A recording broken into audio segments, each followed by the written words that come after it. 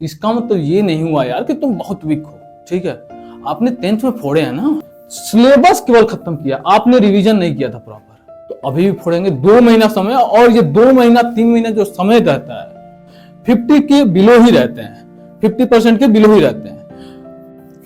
Hello दोस्तों, क्या हाल चाल है आप लोगों के? आशा करता हूं आप अच्छे होंगे। मैं आप लोगों का अजीत सर विज्ञान विद मैथ चैनल में स्वागत करता हूं। तो आज हमारा डिस्कशन है बच्चों प्री बोर्ड को लेकर के, क्योंकि मोस्ट ऑफ द बच्चों के स्कूल में 2-2 प्री बोर्ड्स होते हैं। तो एक प्री बोर्ड तो सबके हो चुके होंगे, और बहुत सारे ऐसे स्कूल हैं जिनमें कि दोनों प्री बोर्ड हो चुके हैं। और हम प्री बोर्ड को लेकर के यही बात करने वाले हैं कि कैसा जो स्कोर रहा है इन जनरल बच्चों का देखा जाता है। और स्पेशली हम यदि बात करते हैं 12th क्लास की, तो 12th क्लास के बच्चों के जो होते हैं प्री बोर्ड में नंबर इन जनरल 50 के बिलो ही रहते हैं, 50% के बिलो ही रहते हैं। अब इसको हम समझने वाले हैं कि क्या प्री बोर्ड ही डिसाइड करने वाला है बोर्ड का मार्क्स, ये बात पहले तो हम समझने वाले हैं। और बहुत सारे बच्चे तो टूट जाते हैं, उन्हें बात ही नहीं समझ में आती आखिर हम करें तो करें क्या, क्योंकि पूरा अब सिलेबस हो चुका है, 8 महीने बीत चुके हैं, अब 2 महीने केवल बोर्ड के रह गए हैं। फिर हमारी अब तैयारी होगी क्या जब 8 महीने में हमने कुछ नहीं करा? भाई सब कुछ होता है, यही 2 महीना असली वो टाइम होता है जिसमें आप कुछ भी कर सकते हैं। यही 2 महीना असली वो फेज होता है जिसमें असली बोर्ड की तैयारी की जाती है। क्लियर की बात है? तो पहले हम समझेंगे यही कि प्री बोर्ड में आपके नंबर कम रहे क्यों, क्या रीजन है इसके पीछे। तो यहाँ पे लिखा भी है प्री बोर्ड में कम मार्क्स हैं, बोर्ड अभी भी जीतोगे, बस समझ लो। क्या चीजें समझनी है, इस चीज को हम समझते हैं, क्या क्या करना है इसके लिए, वो सारी चीजें हम चर्चा करने वाले हैं। तो देखते हैं भाई पहला पॉइंट। तो पहली चीज ये है कि ऐसा क्या हुआ प्री बोर्ड में कि हमारे नंबर कम है। और इन जनरली यदि हम देखें तो सबसे ज्यादा जो मायूसी होती है वो होती है 12वीं क्लास के बच्चों में, वो भी पीसीएम और पीसीबी वाले बच्चों में। आखिर ये 12वीं में ही क्यों?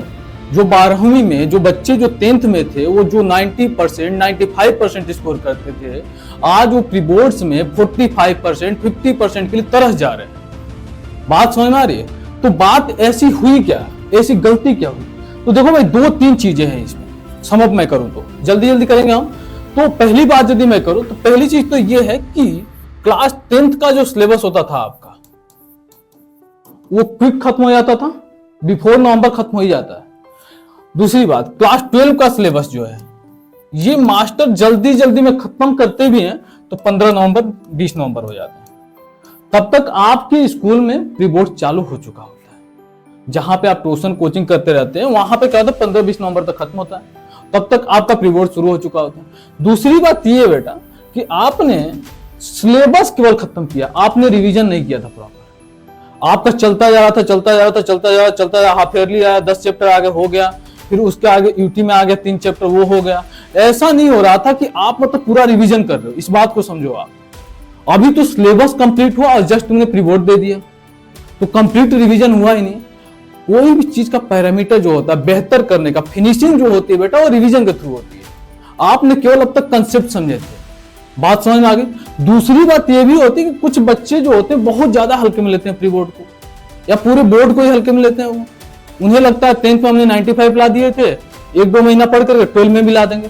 12 की कहानी अलग है, 10th की कहानी अलग है। 10th का सिलेबस इतना है जितना तुम इलेक्ट्रो स्टेट केवल पढ़ते हो फिजिक्स में पूरा, उतना ही पूरा तुम्हारी साइंस है वहां पे। तो अंतर है ना भाई। और इलेक्ट्रो स्टेट जैसे यहाँ पे 13 चैप्टर है। तो बात यही है कि रीजन यही है सिंपल सा, आपने पहली बात की हल्के में लिया, दूसरी बात आपकी प्रॉपर रिवीजन नहीं रहा, तीसरी बात पेपर का पैटर्न आपको पता है कि पूरा कॉम्पिटिटिव हो चुका है, लॉजिकल हो चुका है। पहले केवल 25 ही क्वेश्चन होते थे, अब 40 क्वेश्चन आ रहे हैं करीब करीब। तो भाई नंबर आप क्वेश्चन पढ़ चुके हैं, तो अप्रोच आपको बनानी पड़ेगी। क्या अप्रोच है, क्या चीजें, इस चीज को हम समझते हैं अब। तो पहली बात तो ये समझ लो भाई, यदि आपके नंबर कम रहे हैं, मार्क्स आर लेस, इसका मतलब ये नहीं हुआ यार कि तुम बहुत वीक हो। ठीक है, आपने 10th में फोड़े हैं ना, तो 12 में भी फोड़ोगे भाई। बस एक प्रॉपर स्ट्रेटजी चाहिए आपको। तो वही बात हम करने वाले, it is because you are missed strategy. आपकी मिसिंग क्या रही स्ट्रेटजी में, कैसे प्लानिंग करनी है, कैसे पढ़ाई करनी है, कैसे रिवीजन करना है। रिवीजन तो खैर हुआ ही नहीं आपका, मुझे पूरा भरोसा है इस बात पे, और आप भी इससे एग्री कर रहे हो। चलिए भाई, तो समझते हैं कैसे इसको फिक्स किया जाए, क्या क्या इसके इश्यूज हैं।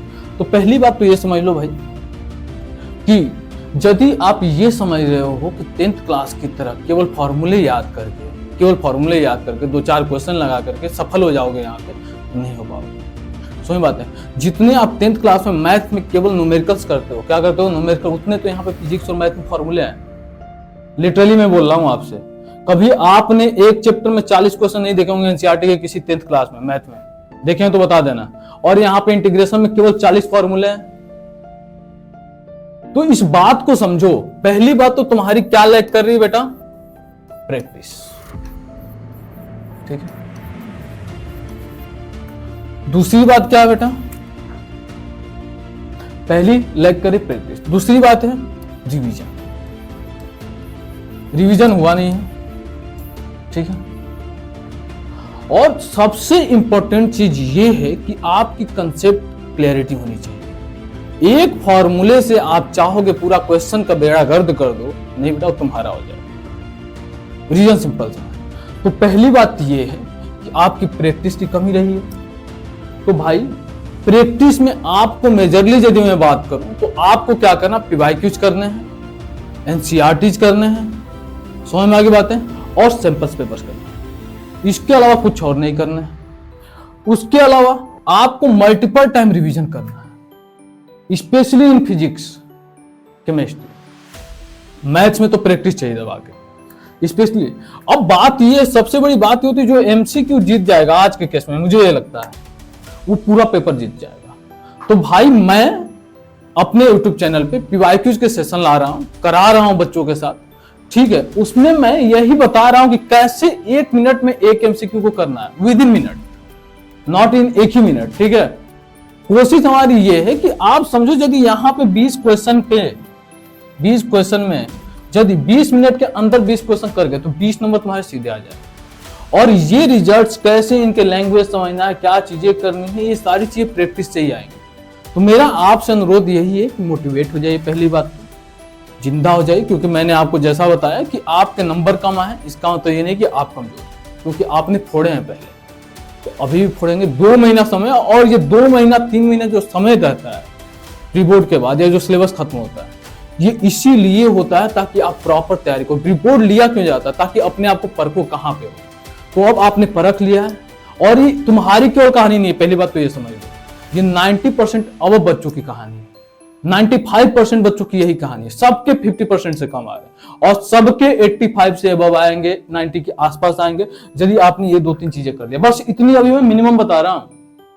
इसके अलावा आपको यदि स्ट्रेटजी पूरी प्रॉपर चाहिए सब्जेक्ट वाइज, कि फिजिक्स में कैसे हम करें, क्या प्लान करें, कौन से चैप्टर्स करें, मैथ में कैसे करें, क्या करें, उसकी हम वीडियो दूसरी लेकर के आएंगे। उसमें हम बेकायदे बतलाएंगे क्या क्या चीजें करनी है। ये हमारा एडवाइस है आपको प्री बोर्ड के बाद, कि कैसे तैयारी करनी है, क्या चीजें करनी है, और कैसे मोटिवेटेड रहना है। क्योंकि अभी कुछ खत्म नहीं हुआ, अभी शुरू हुआ है असली कहानी, अब तो जाके कंप्लीट हुआ है सिलेबस।